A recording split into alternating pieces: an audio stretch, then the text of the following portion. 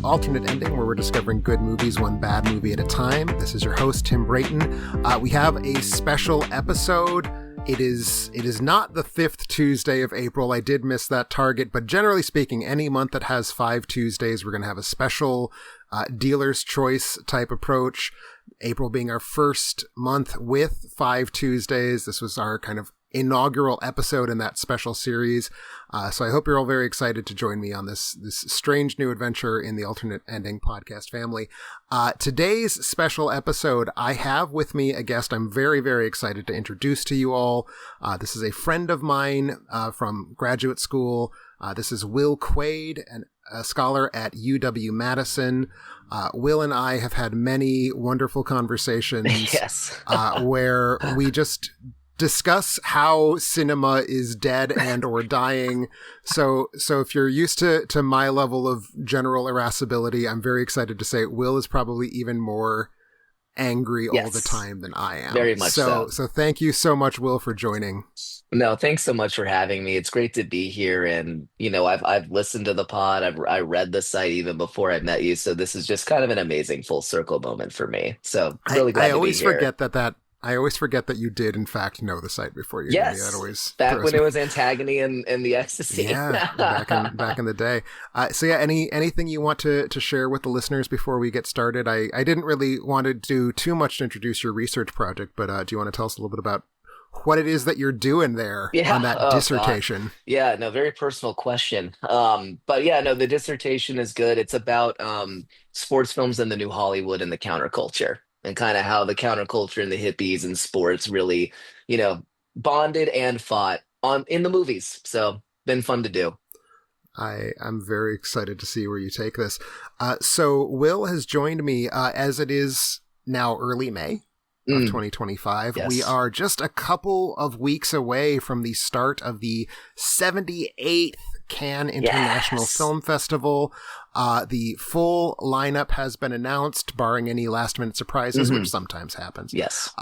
So Will and I, we both have, I think, a strong emotional investment in the state of art cinema, and Cannes is kind of it's like the Oscars, but for real movies. Yeah, it's the Super Bowl of the European film circuit, even if it's kind of in the middle. It is. So we wanted to discuss a little bit what films are out or what films are coming, making their premiere at the festival, and sort of what we make of that, like what we think about the way that, how is 2025 looking for European art cinema. But I wanted to start off, if you don't mind, Will, to just quickly chat about the other big thing that's always like a talking point around the festival, which is the festival jury. Oh, yes. And, always plenty of narratives to be drawn. Yes. Yeah, and so I wanted to start by saying the jury president this year, speaking of European art cinema, is Juliette Binoche. Wow. I just first off, it's amazing that I guess this hasn't happened yet. Like Juliette Binoche as that jury was my president. takeaway. I was like, how has she not been the president? Was like in 2004. Like, I feel like she has been she was the ingenue face of European art cinema, and then she was the Oscar-winning face of it, and now she's just the ultimate face of it in a way. I feel like she's taking over for Huppert. In a way, yeah. I feel like she has always kind of been the French actor. Yes. Not even French actress, like the French person in cinema, especially since we had to put away Gerard Depardieu. Like, she's just the one who everyone cares about and knows about and follows her work. Right. Worked with, I'd say, many, if not most, of the most important directors. A very carefully curated filmography. And I don't think that's a bad thing. I think that she has just very expertly curated a rather formidable resume. And it speaks to just what her taste is and what she values as an actor in that industry especially. I concur. So what do you think with Binoche as president? And I think it's obviously possible to overstate the importance of the president specifically. Yeah. But what do you think we expect from a Binoche-led jury?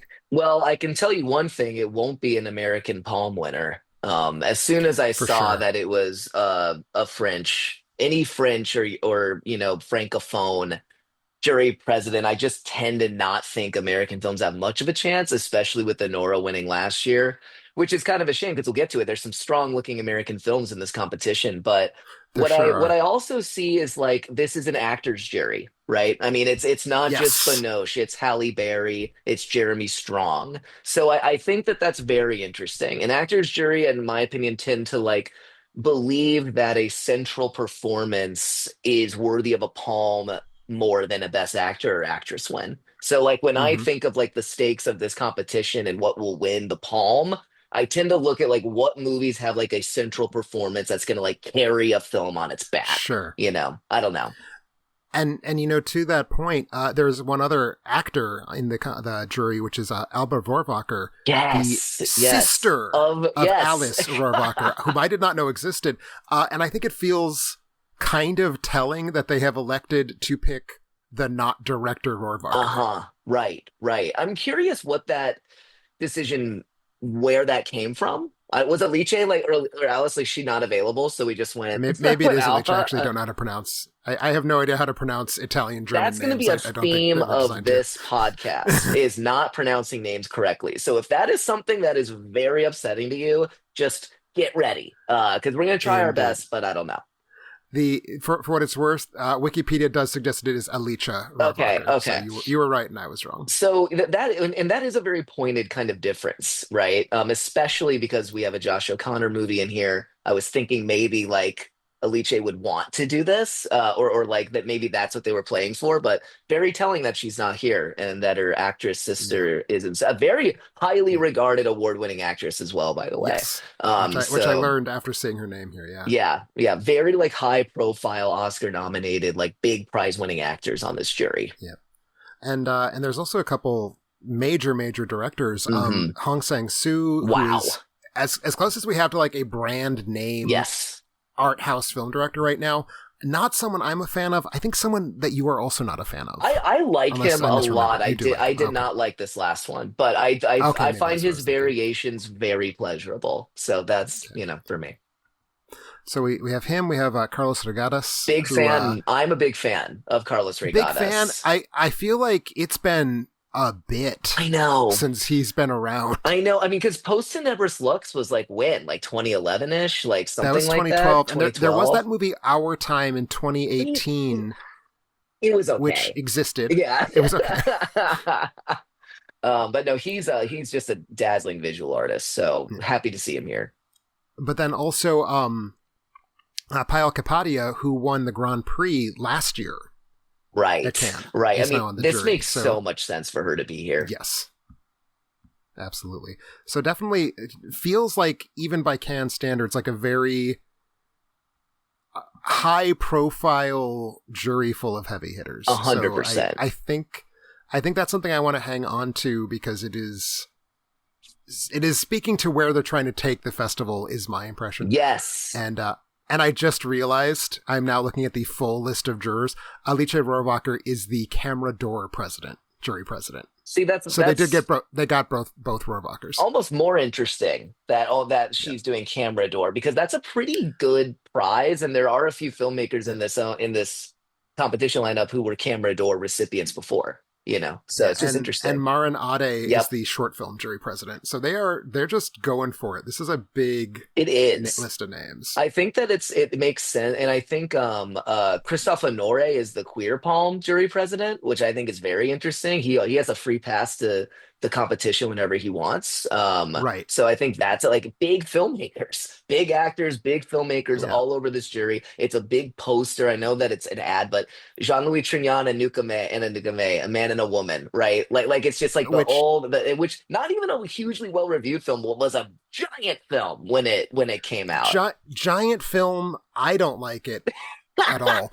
But it's definitely a film that like speaks to European art cinema, like as a commercial play, It not just wasn't, an artistic play. yeah, Massive film in the West. massive Well, film. it's all in the West. Europe is the Yeah, West. Massive film in the massive Anglosphere, I film in should the say. Anglosphere, and a breakout, one of many breakout international films in the '60s, but one that really did kind of break out. And Yeah. Anouk Aimée and Jean-Louis Trignan just even more famous. They were already, and I see that interesting kind of glamour. The glamour of Cannes, which is something I feel like the last couple of years, 2 or 3 years, has really been trying to do after COVID.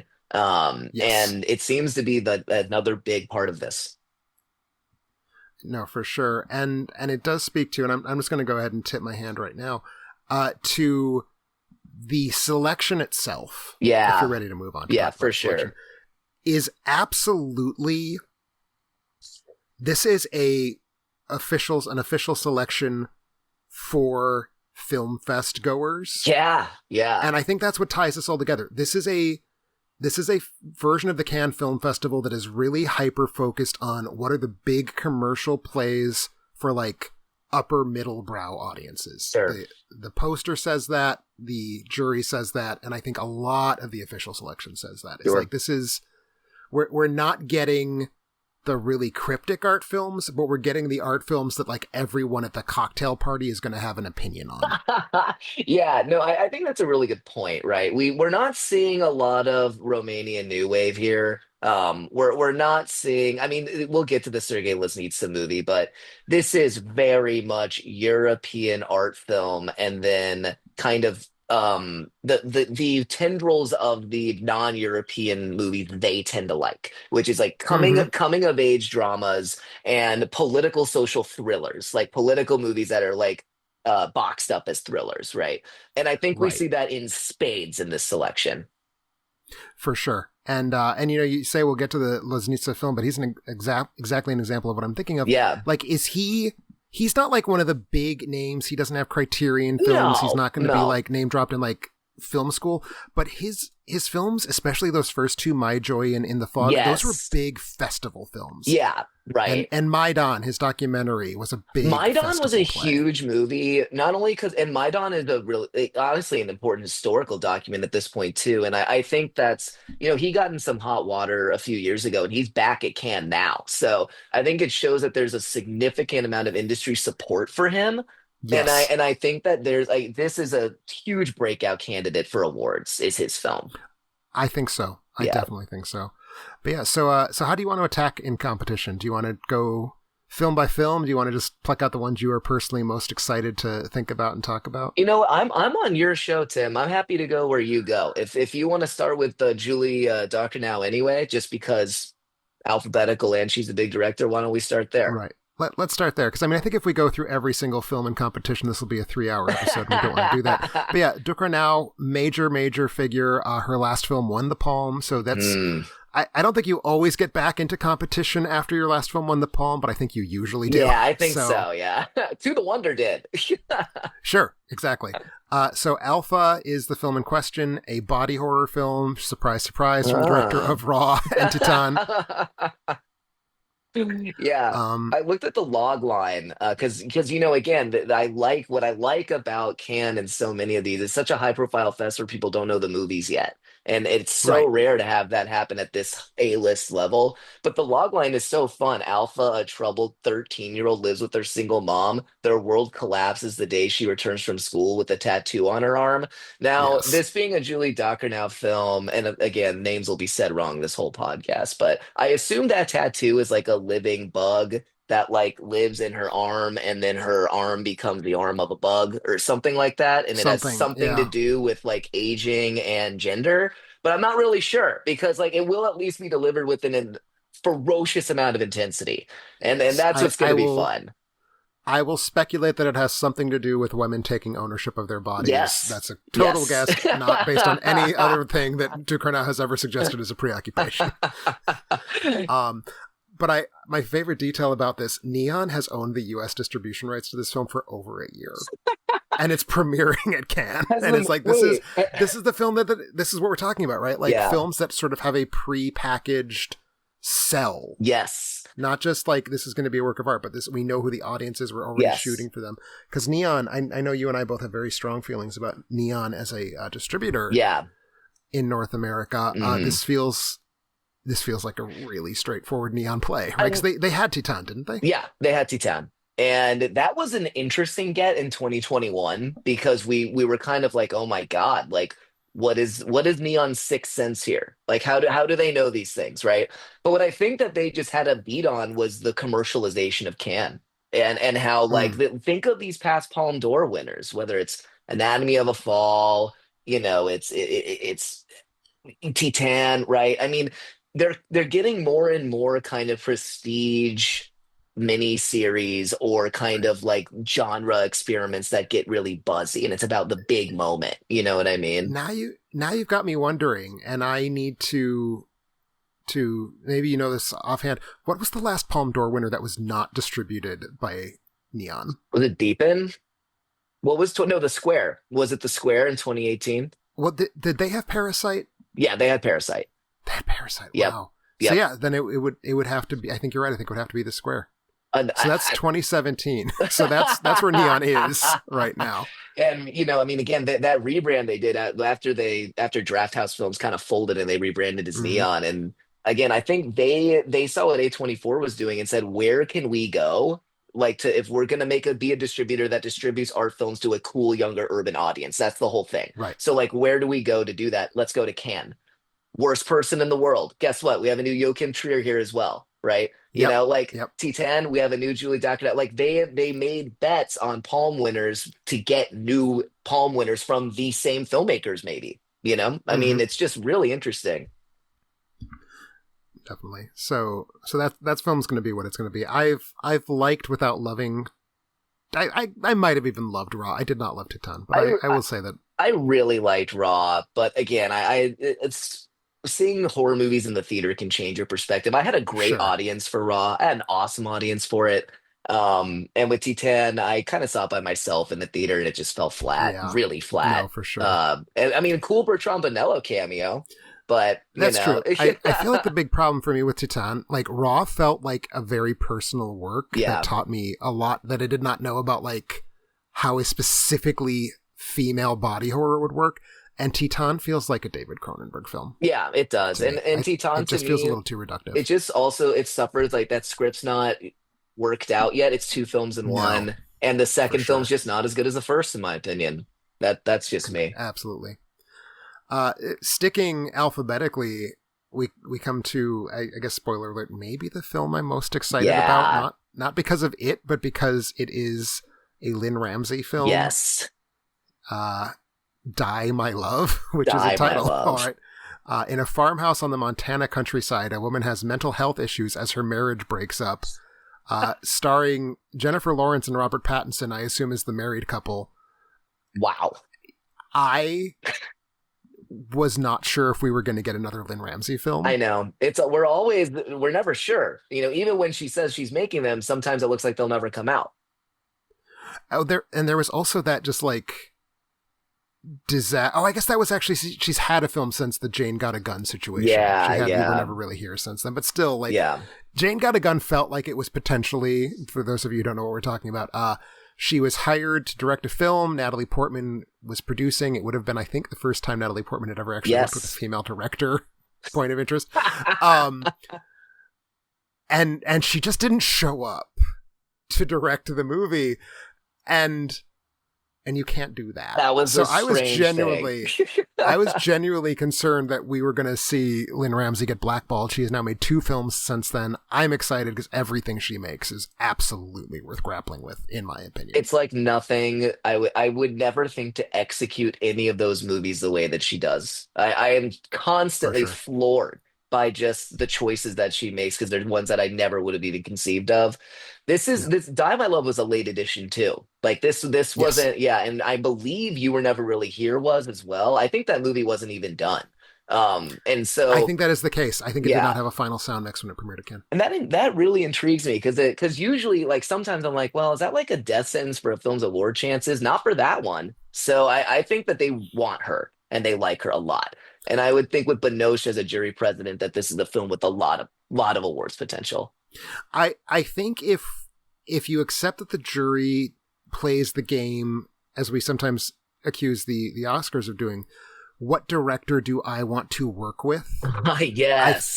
I feel Lynn Ramsey has got to be high on that list And all these for sure actors. Binoche. Yeah, Yeah. and maybe even for Barry, honestly. Yeah. I mean, all these actors want like because when you watch a Lynn Ramsey movie, you go to a director like that and think, if I work with this director, I'll do career best work, right? Right. And like that is what every actor wants more than anything. And I think every actor would kill to work with Lynn Ramsey if I they think could. so. Yeah.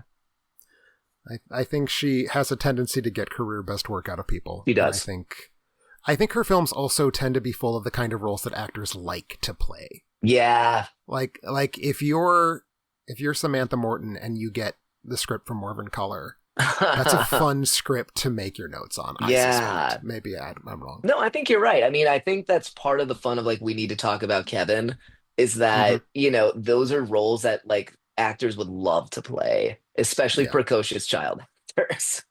Yes. But no, it's going to be a wonderful film. Yeah. So that is as we said, the top two alphabetically, two major names. I think we can maybe hopscotch around a little bit more. What do you want to talk about? Let's go to next? Eddington. Yeah. All right. Let's go to Eddington. We have a slew of American movies in this can lineup, and I'm just happy to see them, frankly. Yeah. And it's definitely, again, there's sort of a sense of like, who are the hot auteurs? Because this is an Ari Aster film. Yes. Right? Yes. Very much so. And, again, the hot auteurs can come in many different generations. So I think that Aster is kind of the poster child of what the A24 experiment really is all about, which is crafting popular, skewing, art-inflected and art movies that nevertheless speak to kind of real things about personal feeling and environment. So him making a COVID horror movie, which is what this is I think in a perfect place for him to put his skills. I think that this is exactly the kind of environment that he would want to make a movie in.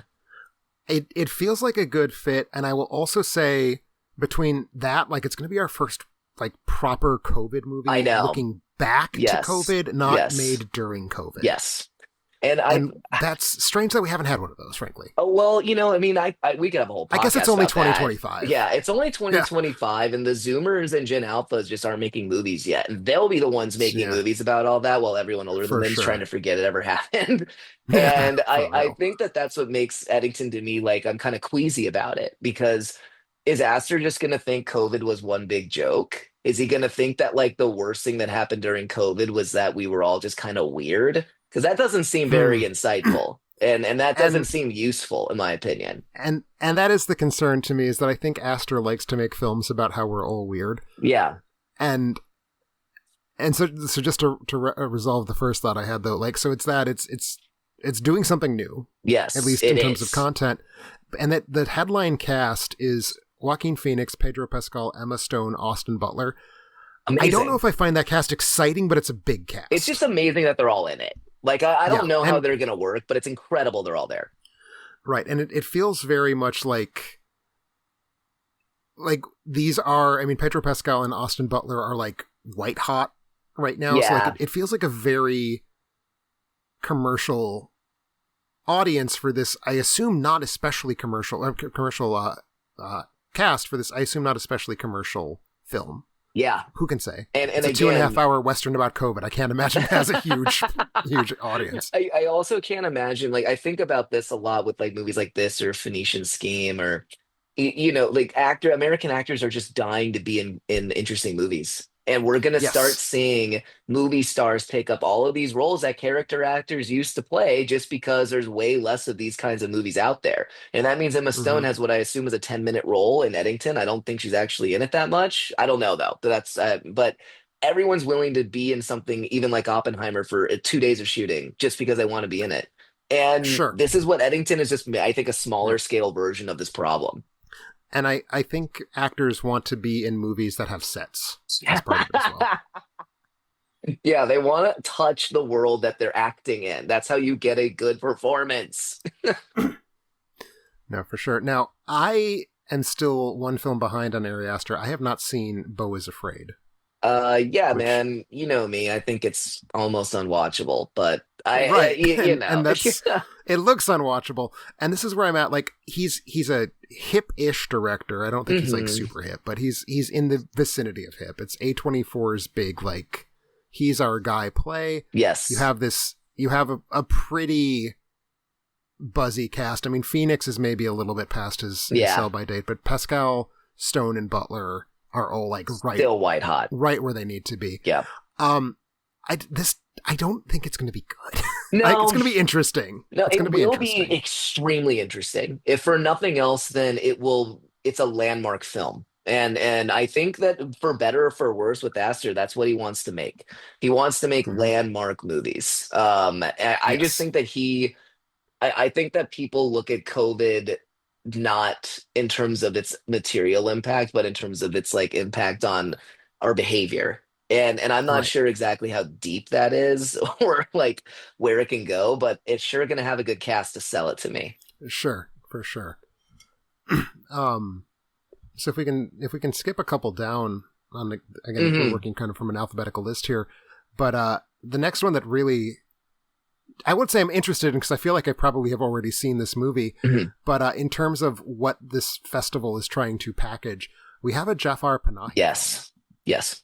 which I feel his films have played Cannes, but I don't think they have for at least a couple films in a row now. No, No I'm Bears trying to won the remember. Golden Bear, right? No Bears I was think the one so. at Berlin. And that to me is, I know that this is maybe some horse race bullcrap, but like, Actually, no. can I'm looking at it now. No Bears was Venice. it was Venice. Okay, okay. So because I know that he has, It was Taxi it was that won the Golden Bear. Taxi. Oh, okay. Because So two films in a Panahi, row going back a decade since he's been at Cannes, at least. right, right. And so Panahi, to me, what's interesting for him is like, can he pull off the Triple Crown and win a Palm? Like, can he get a Golden Bear and a Golden Lion and a Palme d'Or? Like, I don't know what that would do for him as a filmmaker to be able to do that. Um, I mean, it would it certainly would. be. Go ahead. Oh no, I'm just saying like it would announce him in a new pantheon of directors if he was to do that. I think so, and I think if anyone currently working, he's one of the people who feels like he belongs in that pantheon. But Yes. at the same time, I feel, in large part because of circumstances out of his control, his last like 12 years of films have all sort of been the same movie in a way because Yes. they're all being made clandestinely in Mhm. Iran without permission by the Iranian government, and they're all about making a film clandestinely in Iran. Yes. And I continue to find that project interesting and fruitful. I liked No Bears Sure. quite a bit, Yeah. but I feel like he hasn't surprised me in a very long time. No, I think This Is Not a Film was the last one where I was truly like surprised by and not Yeah, by his politics or anything, but just that it was a different form. And I think this is just the Panani House, or excuse me, Panahi House form now. And I think that yeah, your patience may vary. My patience definitely varies. But I sure, think that it's still a project that nevertheless has given him an enormous amount of notoriety, the likes of which I don't think he's ever had in his career. And oh I for think again, sure, it for plays sure, into your thesis about this specific Cannes festival, which is who are the biggest names for the festival going audience, the biggest right. ones that we have. Yeah. And that's the thing. Like, even though I think Panahi has broken out of that a little bit, I still Hmm. feel he's kind of like specifically the king of the festival films, Oh right? yes. Like, Oh yes. Yeah. Because they win Golden Bears. They win Golden right. Lions. Like they're always in And play. like it feels like you go to see his films at a festival, it would feel very incongruous. Like, it does not feel incongruous to me that I saw Titan at a movie theater next door to an LL Bean. Like, that's like Yes, how the yes. world just kind of functions. Yeah. It would feel incongruous to me if I saw the new Panahi at a mall multiplex. Yeah, that wouldn't be right. It You wouldn't feel see right. this at a film festival. Now Yeah. in Madison, Wisconsin, the film festival is at a mall, but that's neither here nor there. You know what? Again, the it was just an accident, which is the title of the Panahi film. The Oh yes, only log line that we have, or at least that I could find for it, was what begins as a minor accident sets in motion a series of escalating consequences. To me, that's just every Iranian film that's in European film festivals. I don't really. It's such a particular kind of Iranian film they want at Cannes. You know what I mean? Like for Seed sure. of the Sacred Fig and A Separation. I just they want that element to it, and I think that logline probably doesn't even describe the film, but it's just what we would expect. Yeah, and that's kind of part of what I mean when I say it feels very festival, because there's like, I think you would agree with me, at least in principle, festival film is a genre in a Yes. way. And like, different nations have different festival films. Like, a French festival film and Iranian festival film aren't going to look like each other. But every Iranian film that's like one of the hot tickets at a festival does have a lot of commonalities. And I think that thing you just said, where like it starts off from something innocuous and then snowballs, that is like all of them. Yeah. And that's not a bad thing. No. But like, I do think there's a very strong sense in which festivals are responsible for curating the idea of what a national cinema can be. Like we have the sense of what is an Iranian film because of what places like Cannes and Venice are willing to show. Right. And that to me feels very front and center in this whole list, not just this film. Right. And I think it speaks to, and again, with the Iranian films, there's another one here, which is Woman and Child by Saeed Rustai, who is only 35.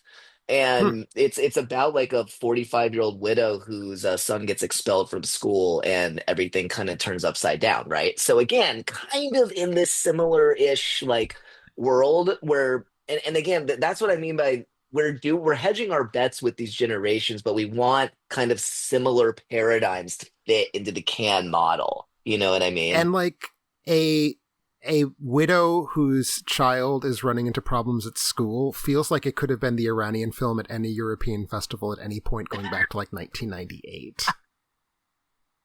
And again, is that a bad thing? I don't think it is, because most of those films are very good. Yes, no, they're good. And that's not what we're saying. It's not like it's an industrial judgment. It's not a quality judgment. Yeah. It's just saying like there are people in charge of these European film fests who are giving you a sense of what these national cinemas are. But it's also just kind of what they know festivals like, or festival goers kind of like. I don't know. Yes. Yeah. Which I'm going to skip ahead a little bit because I feel like this is the moment where we have got to talk about how Richard Linklater's film at Cannes, which is a French production, is called Nouvelle Vague and has it's about the shooting of Breathless. It's about Godard and Seberg and Belmondo on the set of Breathless. Yeah, I got and go ahead. I'm a Linklater disciple. I love his films. I have had friends who have been in them and worked on them. This is not going to be a earth-shattering masterwork. This is going to be a fun movie. I hope people are ready for that. I hope it's fun. Yeah, I think it's not going to win awards. Like, I'm not like this is not a movie that like on the screen like jury grid or whatever is going to be at like 3.8. Like this is going to be a movie I think on the ground at Cannes people are going to like a lot. That maybe the critics are going to be indifferent to. And we'll see it. It feels like two things. One, it does very much feel like Linklater flattering the French film industry. Yeah. And that's how he got a Cannes berth out of it. Yeah. And, God bless. He's French. People have done that. He has a film again. Yeah. For sure. Yeah. For sure. French people have done that. But the other thing... Go ahead. No, go. I was going to say, the other reason that I'm like, a little nervous about this, a Linklater film about the creation of a famous work of art involving a very famous idiosyncratic artist who's kind of a jerk just takes us in a straight line to me and Orson Welles. And I think that's his worst movie. You didn't like Zac Efron and Claire Danes' incredible chemistry and me and Orson Welles? Shockingly, I was left unmoved. No, I mean that movie's a miss. Christian McKay is a great Orson Welles, but besides that, there's not much in there. Yeah, and I'm curious what Zoe Deutsch's Gene Seberg is. Like, I think Zoe Deutsch, I like her actually. I like her and Everybody Wants Some, and in a lot of stuff. I thought she was actually pretty damn good in Juror Number 2, but she didn't pop the way that we maybe thought she would. So I'm hoping that she plays against type here in a way that really impresses people, because I think she's got a little more to do. I sure hope so. And I will say I haven't seen the film. As far as I know, nobody has seen the film Seberg from 2019. I haven't seen, no. But once we've had the film where Kristen Stewart plays Gene Seberg, I feel like we need to not have movies where other people play her, because that's it. The obvious best casting. It's the only one. It's like the only person that when you think of it in your head for actresses today, you think of her. Right. I'm obviously not going to see the movie because I heard it was bad, but like, who else can you get the player at this point? Exactly. But yeah, no, I find when Linklater is making shaggy movies about people hanging out and doing nothing, I'm gripped. And when he makes movies about people in a situation and there's forward momentum, I tend to be a little bit checked out. So we'll see. I'm going to obviously see this movie. Yeah, we'll see. It feels a little precious that this is a film that is playing at the Cannes Film Festival. What's interesting the only way, like, if I was my cope take is like, look, Hitman was at Venice last year, right? That's right, it was. And now with this at Cannes, maybe it's a different era opening up for him. Maybe he is just gonna start being more involved in the European A-list festival circuit now. I'm not sure. Which it seems odd to me because he's getting along in his career that he would still be like trying to expand it, where it feels sort of to me like we surely are getting to the point that he's going to start winding down. But you're very correct that it feels like that's happening. He just writes a lot. Just writes a lot. He does write a lot. Yeah.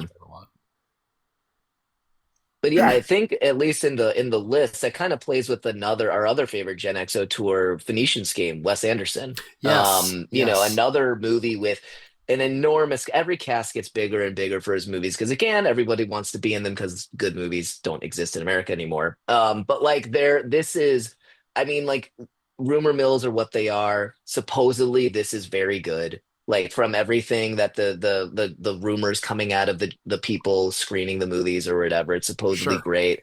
I like Benicio in a lead role. It's time. Like he's done enough in Wes's movies and stuff and working with PTA and everything. I'm glad he has another real lead role. Kind of how I felt about Ray Fiennes in Grand Budapest. And I hope that this kind of gets him to where Fiennes ended up being, which was somehow even bigger after Harry Potter, And I just like, it's time for Benicio to have a role like this, I think. No, I fully agree. I'm looking forward to the movie for sure. I am very much in the Wes Anderson camp. Same, yes. I think he is in a particularly interesting place, I think, between Asteroid City and those 4 Roald Dahl shorts. Yeah. Those films all coming out in one calendar year was a very interesting calendar year for him. I don't think that's a project he's going to be continuing necessarily, but that's sort of... like playing around with like the semiotics of how staging works is cool to me. Yeah. And all of all I want to say, like, that was very different and he's doing actually different things now, I think. Yeah. I do not think that I'm concerned about the film. I think that his career is in a great place. I think honestly, Grand Budapest opened something. I think it felt like he was kind of coasting in a lane and then Moonrise Kingdom took him out of that lane a little bit, and then Grand Budapest filled in the lane, and now he's just kind of riding all over the countryside, and I love it. I do think, and I know this is not his first Cannes play, he doesn't feel like a Cannes director to me. It feels like it's going to be a hostile environment for him. I don't know. Yeah, did Asteroid City, weren't they kind of cool on that too? Like, or am I totally misremembering that? Yeah, the thing about Wes, like Wes loves the French so much more than they love him back. And I just like, he really always has wanted to, like, so much of his style is based even around like Tout va bien by Godard or whatever, right? Like so many things are about that.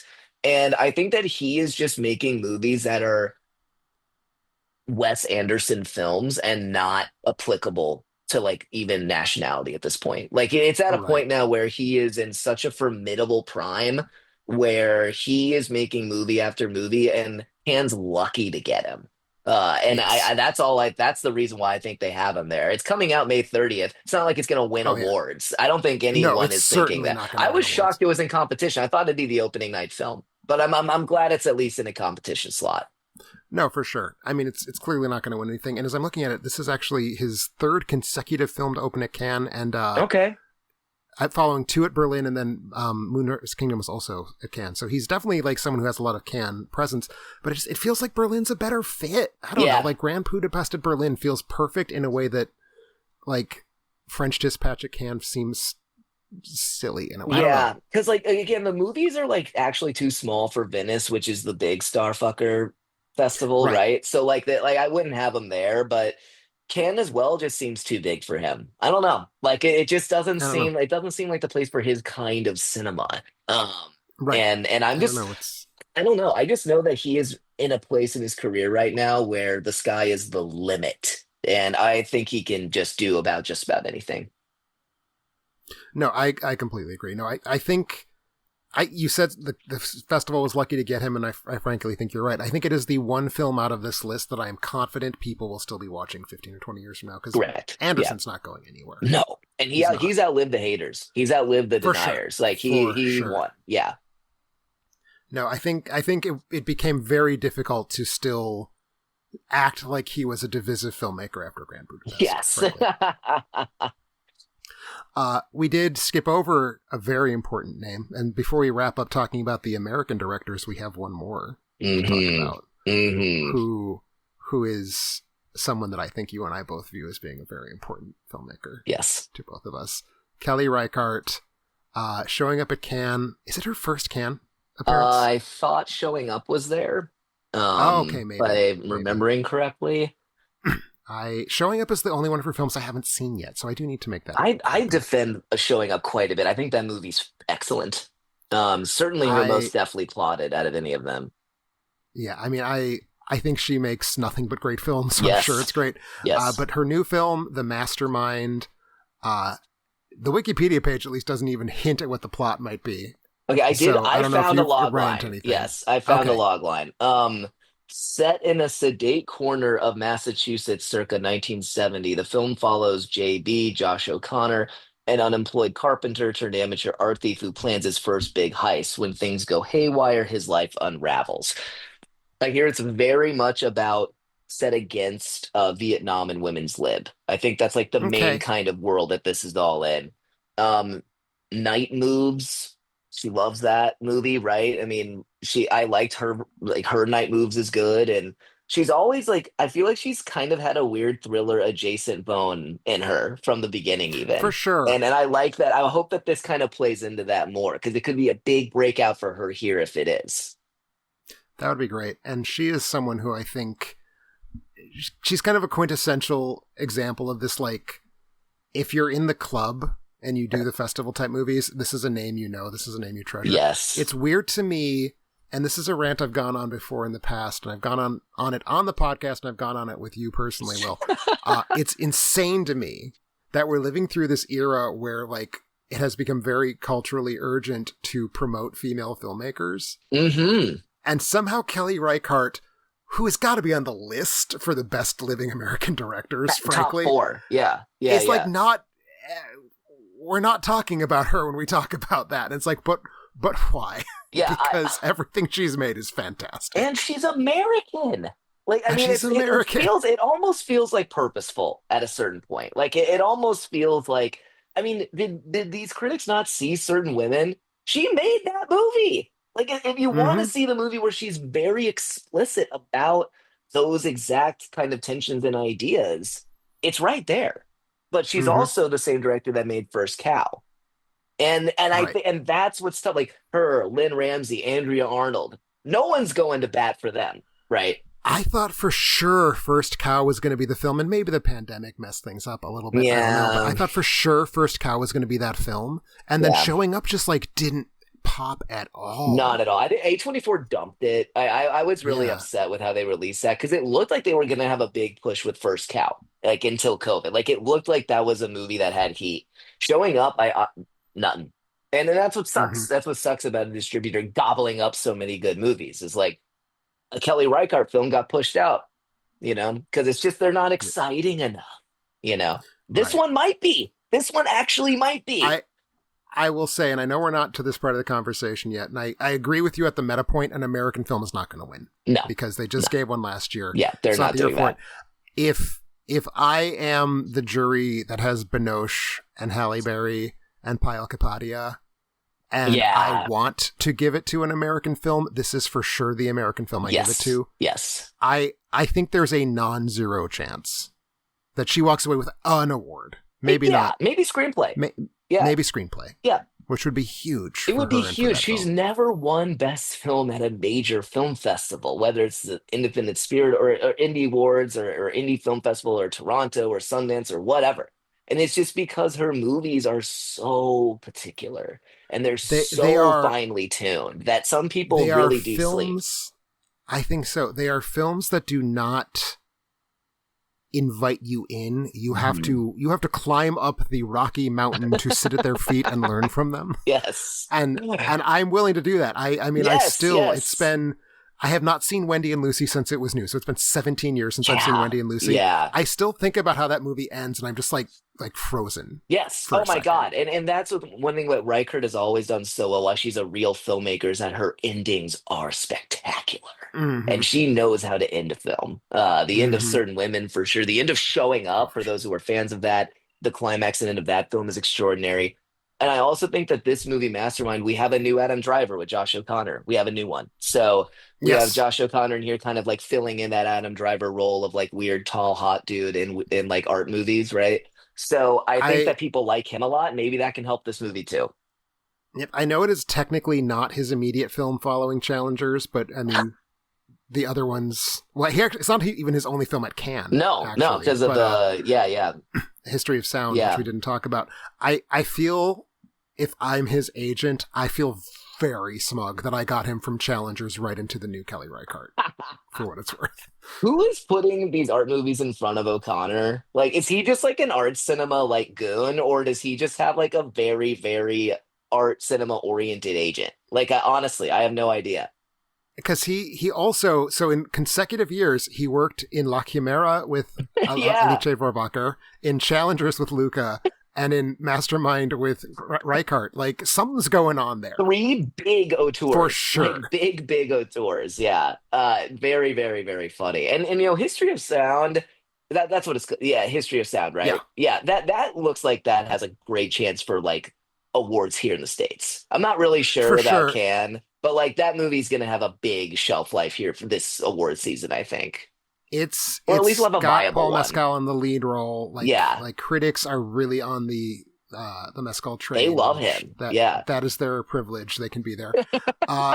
And I don't think any of Oliver Hermanus's films have hit exactly. Yeah. But I do think the consensus of opinion was that the 6 of us who saw Living couldn't understand why Living was so good. So I feel like there's goodwill. What's interesting with him is kind of one of the unsung queer palm recipients and filmmakers. Like, I mean, we talked about boring filmmakers like Lucas Don't like winning these or getting a bunch of praise because they're French, but that's what's interesting to me about him is the milieu for those stories in like apartheid South Africa are very intriguing. So Sure. I'll see what he has to do here. I hope there's a little bit of bite to it, and it's not just like a languid, Merchant Ivory rip. Yeah. But I feel like we're going down alphabetically because it's convenient, but I feel like it's kind of a perfect pivot because we now talked about most of the English language filmmakers, ending on Kelly Reichardt, who is sort of like, again, if you're in the club, film festival royalty. Yeah. And now I feel like we run into alphabetically a bunch of the people that do super well with the festival crowd and their films don't really cross over a lot. Yeah. Because we already named a couple of them, Sergei Loznitsa and Joachim Trier, but we also have Kleber Mendoza Filho, who sort of had an okay pop-out hit with Bacurau, but I feel that's like the biggest his films have been so far, but he is a major name if you look at these South American lists. I think that this is going to be an awesome movie, like regardless of Cannes. Like, I mean, it's like a 160-minute Brazilian political thriller with Wagner Moura in the lead and Udo Kier again. And it's just like, first I thought Aquarius was really going to break out. That didn't happen. I think that movie's quite good. And Bacurau, it just had COVID, which sucked. So, I think that this is I think this is going to be a really good play. I think this is a best actor play for Wagner Moura. This feels like a movie tailor-made for that. I see that. And obviously documentaries change things. After Bacurau, I did kind of think that his next film was going to do something, and his next film was Pictures of Ghosts last year, which did absolutely nothing at all. I still haven't seen it, admittedly, but it did feel like that was a bummer to me. International, but I am very excited for this film. Yeah, international docs are hard sell or a hard sell true. If they're not true crime. Yeah, but no, I do think Secret Agent, which is the new Mendoza film, the Secret looks Agent, very, very cool to me. Yeah, I hope it does well. I'm imagining again that the response on the ground will be pretty. He gets very positive responses at the fests. Yeah. So I'm interested in it. Yeah. It also feels like a film like lab built to be Brazil's submission Huh. to the Oscars, which could help it. Yeah. I'm curious what it's like after I'm still here. So Yeah, I'm because it's like I'm it's going to be enjoyable to watch because it is a thriller, but it's also going to be about like military dictatorship, so it's yes. like important. So yes, And I don't know. exactly. Yeah, We'll just have and to see. we'll have to I'm looking see. forward to it a lot. Yeah, me too. We could talk about the Joachim Trier movie because Worst Person in the Yeah, World did break out. And that was a it did big break out. movie. Felt overdue. Felt like he It was did, ready for a yeah. breakout, and that happened. Got a spot in the Criterion Collection, which isn't everything, but it Huge. certainly is something It's big for a filmmaker that hasn't won a Palm, for to sure. have that in there. Yeah. I also think So that yeah, like because Trier was breaking out in the early tens when I was going to college. I mean And Reprise and Oslo, Oslo August obviously 31st in the Reprise. amazing Yeah, film. back in, Both big and I mean films. Oslo was like my number two Mine of the too. year it came out, Yeah, mine and too. I don't think I think Louder Than Bombs interrupted his momentum because it is not a bad movie, but it's certainly not the movie that. Again, if you're playing the European festival game, that's not the swerve you make. Nah, that So felt like an good for Oscar him. play. Yeah, It I did don't feel like an know. Oscar play. It Yeah. did. But I do think But that yeah, he got his foot back on the horse. I like Worst Person in the World Worst Person in the enough. World's great. Like, I think yeah, it's really it's good. Yeah, good. I think like it's fun. I mean, I just like his earlier films a lot. yeah, And I think for sure Reprise and Oslo are better than Worst Person in the World, no yeah. question. But it's still But good. yeah, it for sure is good. And the new film Sentimental Value, uh, interesting cast. It has Yes. I'm gonna butcher this one. Renata Reinsve, I'm gonna let you who say played that the one. worst person in the world. Hmm. Was that? I'm gonna let you say that one. I'm not even gonna Sure. try. Yeah. But it also then has in two supporting roles Stellan Skarsgård and Elle Fanning, which every time I get an opportunity to talk about how Elle Fanning has just fascinating choices in directors, Yeah. good for her. She has great taste. Yeah. She has great Yeah, taste. she does. And like is okay doing supporting roles. Not Yes. every young actor really is. So And just yeah.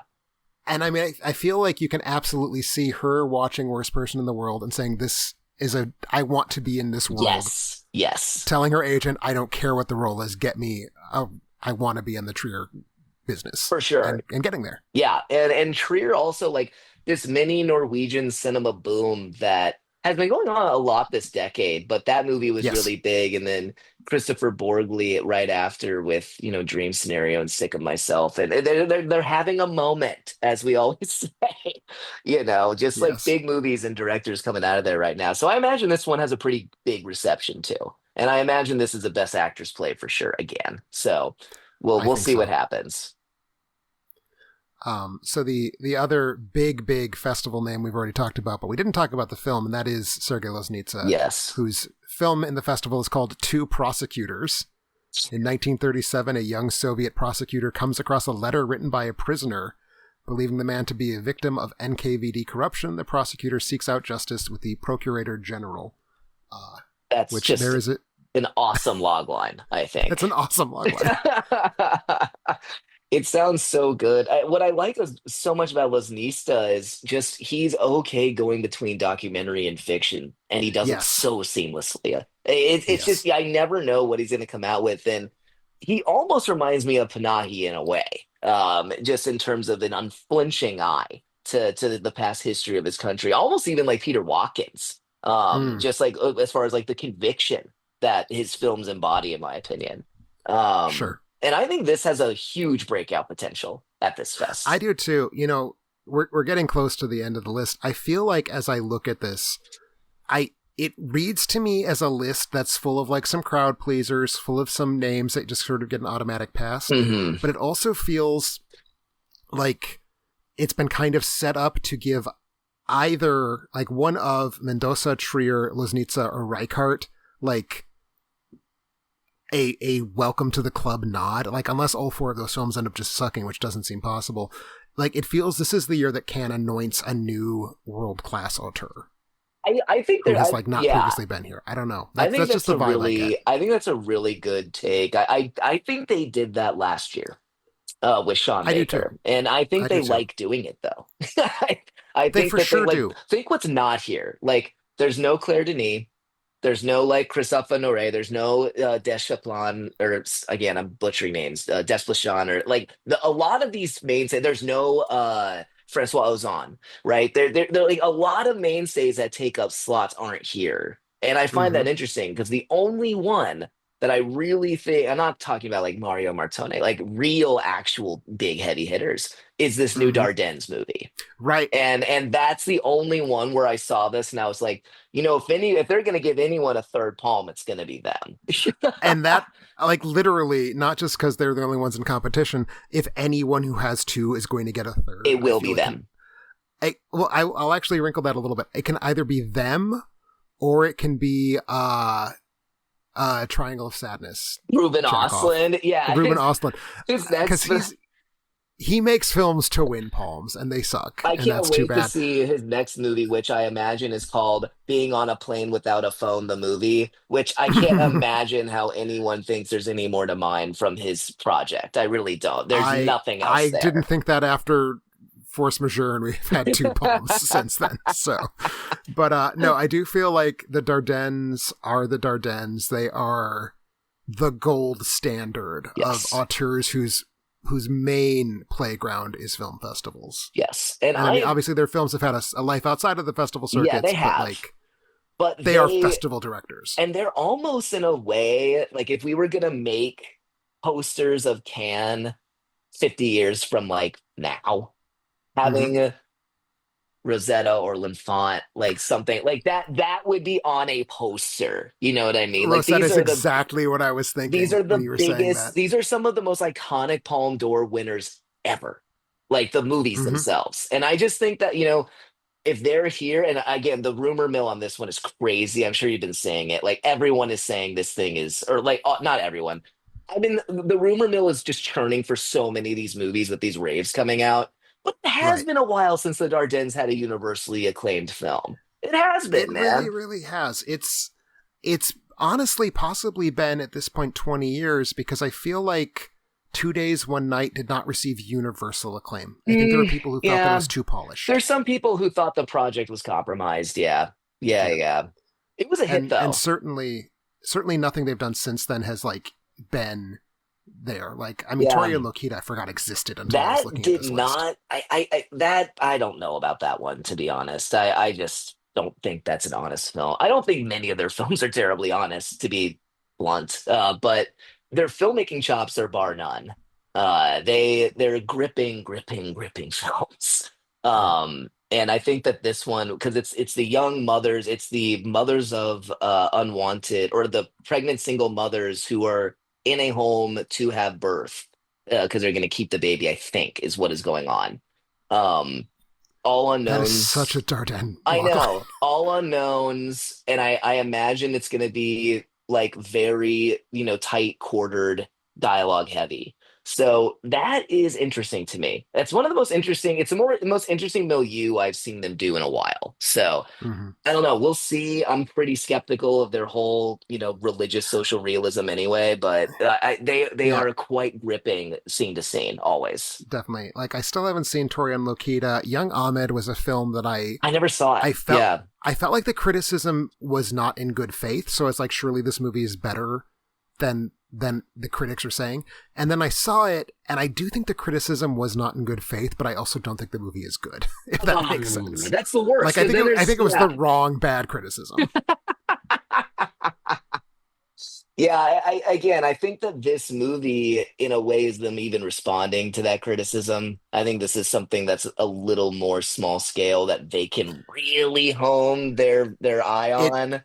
It also, just based on the logline, really, really feels like we have heard your note that we strayed out of our lane and we are Yes. returning to it as tightly as it is possible for us to do. This feels like the most Dardenne logline of anything they've done since L'Enfant. And I think this is exactly kind of, why we're both a little trepidatious sometimes of Cannes, because some the auteurs play to fest. And if you want an auteur that plays to fest, look no further than my some of my favorites, like Hong. Hong Mm, absolutely is playing to Cannes and playing to Berlin. And he shot sure. Claire's camera at Cannes to like Right. get it there, right? So, Right. these. festival directors make their bones going here, and they do For change sure. their films in order to make sure that they are in the graces or in the fashion of the programming. But Yep. the Dardennes are not immune to that. I don't think none of No, them for are. sure. Yeah. I mean, the Dardennes, I think, have a perfect record of premiering their films at Cannes, correct? Or at least since Well, Rosetta. I'm not sure about La Promesse. yeah. No, it's interesting. I mean, it's a again. I think one thing about this lineup, though, with the Dardennes too, is there one of La Promesse premiered at Directors Fortnight. They have an oh, uninterrupted Director's track record of Fortnight? premiering at Oh Cannes. my Yeah. God. Yeah, that's incredible. And why wouldn't they, right? I mean, they're honorary French people at this point. Right. I think people forget they're even Belgian. Like I Right. think that the Dardennes are one of the very few kind of those old guard directors that's in this list. Because, when we've looked at like Tim, we've talked like the last few years where, like we see like movies like the last Claire Denis joint or whatever, both sides of the blade, and we go, God, European art cinema is just in deep, deep trouble. And and Mm-hmm. and this old guard of filmmakers, there's no more to pump out.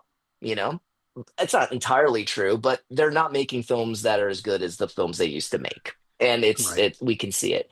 This lineup is a little more international than just It Europe, is. and I think that it speaks to maybe where they are right now, Hmm. and looking a little more outward and maybe being open to like a palm winner from America or from Iran or I mean from Japan.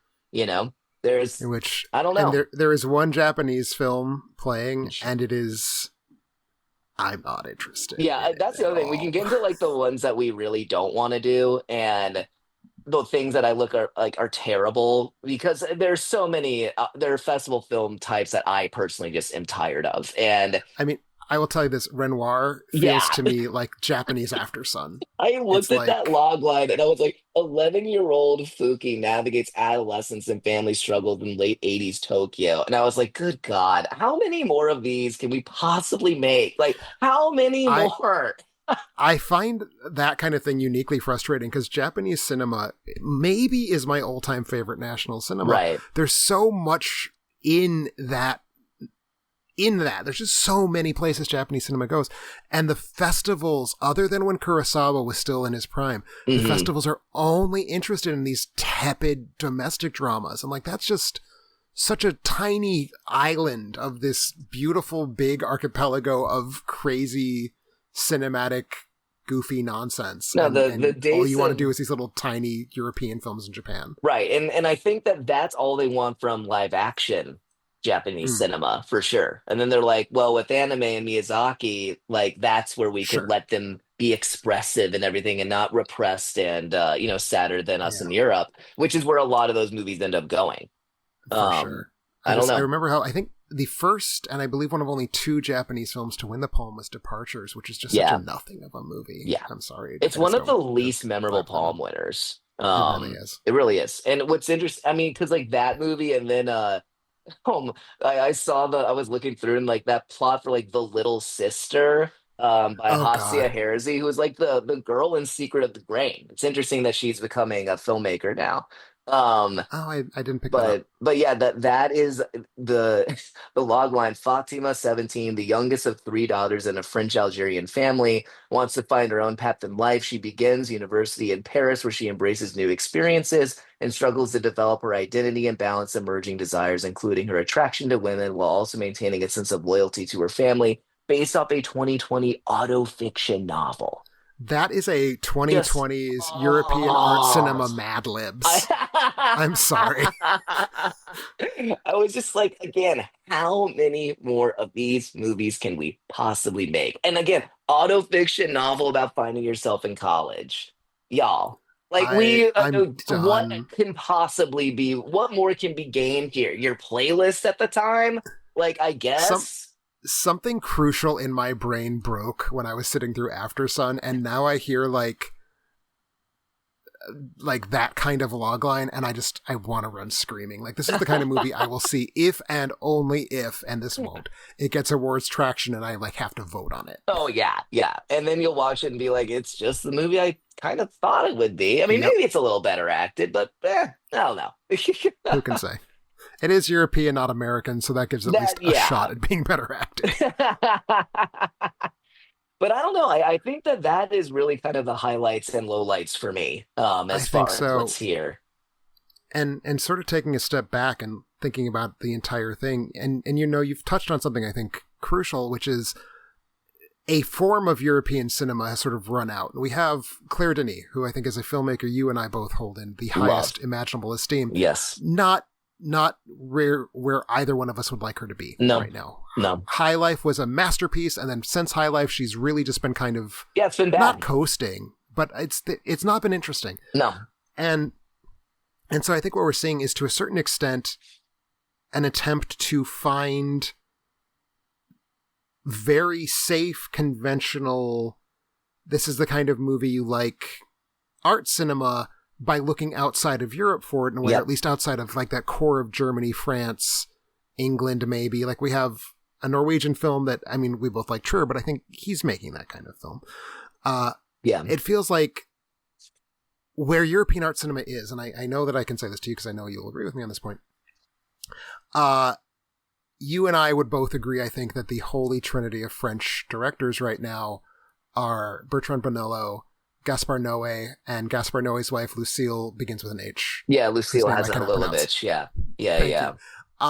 That is the kind of filmmaking that I would love to see represented at a major film festival like this, because it's exciting to me. It's doing something new. The Beast was my favorite film of last year. The Beast was a movie that should have won a major award at Venice. And I want to see those kinds of films getting this kind of platform and really seeing Cannes trying to push into that. Like, what are we... And Lucille has a new film happening. Like, I don't know if it's done yet, but like, we're ready for her new film to get a platform. And again, talk about female directors that if I were God, it would be Earwig made $1.5 billion and not Barbie, but I'm not. So there we go. And I'm not seeing, and you never know until the films come out, I'm not seeing the swings here. And I mean, you never ever know with Lynn Ramsey, but it feels like that's kind of the only one here that I don't already sort of know what I'm getting into. Yeah, I don't think you're wrong at all. I think that the lineup here is known quantities. And that's not necessarily bad. That's what Cannes does a lot of the time. But for sure, if we look at exactly what the movies are, they're exactly the movies we expect to be here.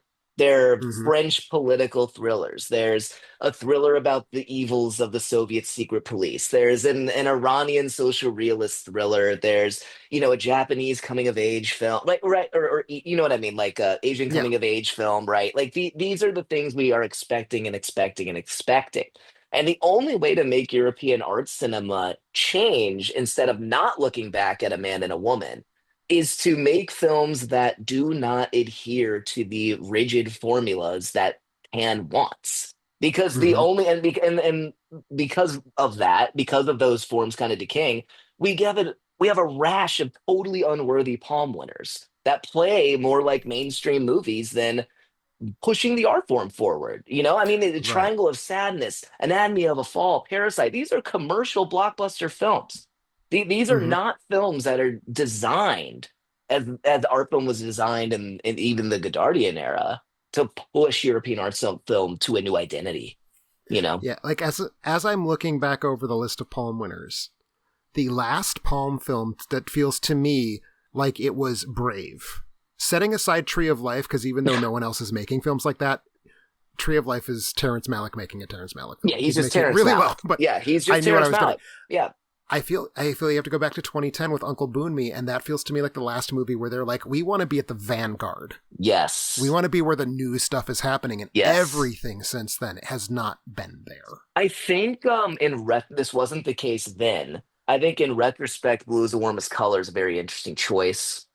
Even if it's a totally plain, again, French coming of age drama, the 3-hour runtime, the kind of like gratuitous nudity, all of that felt very classically French then as what would win. Now that movie, I mean, Kashish can't even get a movie made, right?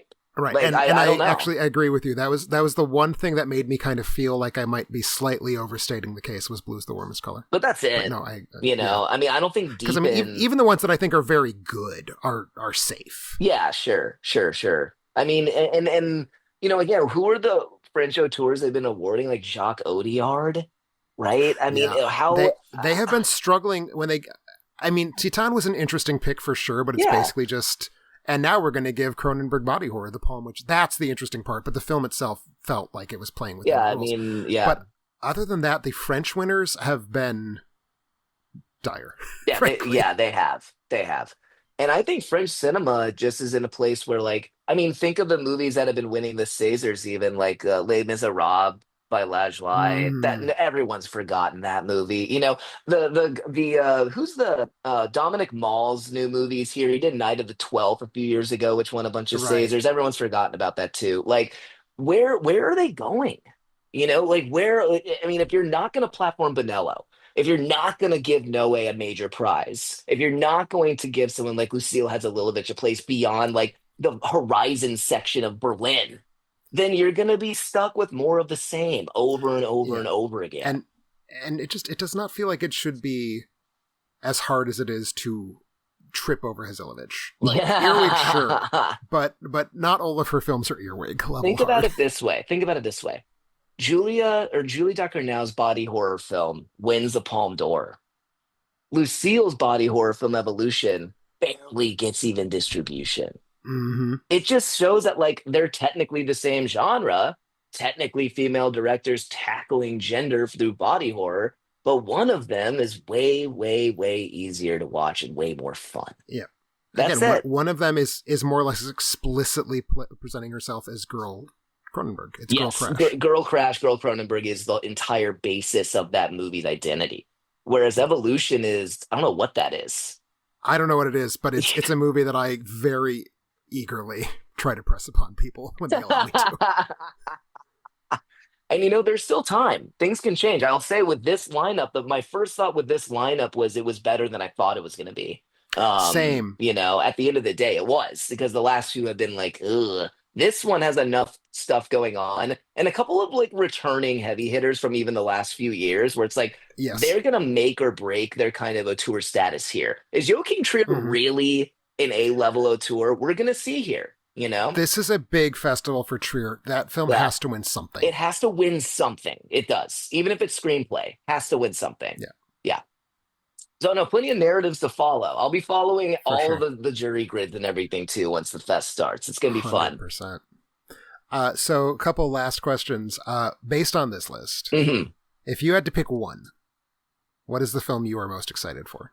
The Way of the Wind by Terrence Malick. Oh, sorry, that's not here. Sorry, I've been saying that for the last 6 years. But no, if there was Feels one that that way. I thought that I'm most excited to see out of any film here, I am a homer, but it's The Mastermind. I think that I just cannot wait to see what she's going to do with it. Again, I have no idea how that's going to play tonally. I think that she is a really good way with actors, and I think that it's going to be her period detail is always so good and so Mm-hmm. specific, and I'm excited she's going back in time again. No, for sure. I have to agree. Like, if it were, if her name was not on this list, Lynn Ramsey would be my number one by Yes, such a huge yes, margin. yeah, for sure. With both Reichardt and Ramsey, that suddenly becomes a little bit tough. But Mhm. Reichardt has just never She missed. doesn't miss. She She does doesn't not miss. miss. And I think the Ramsey and the Reichardt are the two most. Those are the two I'm most excited for here too. For sure, for And sure. obviously Wes, because like I'm just interested Yeah, in the Wes project. Yeah, I'm interested in the West Project. I don't love the trailer as much as I loved the trailer for Asteroid City, so I'm yeah. expecting not to like it as much. But hey, that still leaves a lot of Hey, room for me to love it a lot. yep, definitely. I don't know. So your number one and two are the Ramses as well. What do you think's going to win the Palm? Like just That's the totally question. guessing. We all have no reviews, nothing. What do you think wins That the was going to be Palm? my second question to you. Like I said, I feel like there is a narrative construction that can happen around a few of these names. I Hmm. think you're right that it's not going to be an American film or a film in English at all. So as I'm looking at this, I think it might be the Loznitsa. I think it might be Two Yeah, Prosecutors. yeah. I'm curious if they want to do something so kind of political European art cinema, because the last few winners have been so open and so commercial. Right. Um, And I also like I did see that movie picked up the Trier movie. So I'm Hmm. curious if that matters as far as like if they're really betting on that. If I had to guess what would win the Palm personally, um, I think The Secret Agent has a really good chance. Okay. I think it's gonna be commercial. Like Theo, like he makes kind of like more public facing ish movies, even if they're festival ghettoized. Like they are For more sure. open. And I think Wagner Moura is gonna have an Oscar campaign if this ends up I breaking out. I like I said, it feels like a slam dunk for Brazil's pick. It feels like Yeah. it's going to be a fun movie. I feel like Bacurau came so close to like being an actual breakout hit, and Yeah, it yeah. got hammered by coming out like a month before the lockdowns. I Yes. think like it Yeah. really just It got was fucked by terrible. the Yeah. pandemic. It was terrible. But I think The Secret Agent is great. And the only other one I think would probably have like a really, or like a couple of them that I think would have like a really good chance would be Alpha. I think that they like her a lot. I think they like her. I don't think they. She doesn't feel like. I mean, and not that Ruben Östlund did. She doesn't feel like a wins two palms in a war but in a row. we're in a different era, you know, and I think like also I like the poster for Alpha. I think it looks cool. Fair. I think that people are excited about her a lot. Um, I also think, looking at the jury again, I think we agreed this is a jury that will potentially be playing the game of who do I want to work yes, with. yes. And to me that complicates it, but to me the two names that seem to float to the top in that case, probably Trier and Ramsey, maybe Trier and Reichardt. Yeah, Trier, Ramsey would probably be what I would say that actors would love. Like those are the roles they're looking at a lot, the most. Or and it's not gonna. I would also say Ari Aster, but again, I just don't think an American film's gonna win. I don't think an Um, American film's going to win. I also feel like if I am specifically Juliette Binoche and Halle Berry, I'm not as interested in Ari Aster as I am in yeah, Ramsey. that's true. You know, and that's why another reason why I'm not sure Panahi's gonna win. Even though I don't think I think it's going to feel too much like all of his other movies. that's I the really thing. do. I think that like if he is gonna get the Triple Crown, like Berlin, Venice, and this, it would be when he's like 80. It Right. would be like And his like looking back movie. That's what I would I think. I feel like Panahi feels like if I were to say the movie's going to win something, I feel like I would be looking at like director if I were. Yeah, yeah, right. It's like when Hosho Shin came with The Assassin, and it's Yeah. like The Assassin's probably not accessible enough to win the Palm, but like he did win director. And it Yeah. was like, oh, okay, right, right, right, right. Yeah. I can see the Dardennes winning director, not the Palm. And I think that's the Th- dark horse here is that Dardennes movie. I think that's the real dark for horse. sure. We don't know. Like if that hits and hits hard, sayonara. Like third For sure. Palm, let's do this. Because I definitely think Binoche would be willing to give them a third Yes. Yes. for sure. 100%. Yes. And I also should have checked which directors here she's worked with or not. I'm That not would sure. actually be a very good way to have looked at it. And obviously, as we said, there's not only actresses, there's also Yes. Regatas, there's Capadia. Yeah, for Capadia, I sure. think, is someone who has clearly learned from the Dardennes, so I think that she Yes. probably feels comfortable. Maybe it is the Dardennes. If the film If hits, it hits, and it has if the film amazing hits, potential too. I think for that's the sure. movie where if the word on the ground and the critics are like loving it, it has to be a betting favorite for the Palm, like at a certain Sure. point. I don't know what that means with its real chances, but it seems like it Yeah. would. And no, and I think you said something earlier that I think is very true. The Dardennes will be the first people to win three, Yes. unless they die, which is going to happen soon, And then right, frankly. so why not But give them three? why not give it Um, three now? Exactly. Maybe it is. Maybe it is Young Mother's Home. I don't know. I don't know. We will see. Cool. Well, thank you so much for joining me to chat about this. Always a pleasure to swap thoughts on art cinema with you. Pleasure to introduce you to the audience out there. Do you have anything you want to particularly plug at this moment? I'm on Letterboxd. Tim follows me. It's I do. Will underscore Q. I And know at least a just couple of our Discord users follow you because I see them liking your reviews well, sometimes. that's So so great. I love to see their reviews too. And just yeah, thanks for having me on, man. I appreciate it. It's great absolutely. to chat It's and great to talk can, you know, it's just for so much sure. fun. Yeah, well, it's been a great pleasure. Thank you for joining. Thank you all for listening. And we will be back to our regular Tuesday schedule in the very near future with a new episode of Your Movie Rocks, hosted by Mandy Alpert. So be on the lookout for that. Meanwhile, as always, always, thanks for listening. If you want to support the show, be sure to hop over to Patreon, and have a great week, everyone.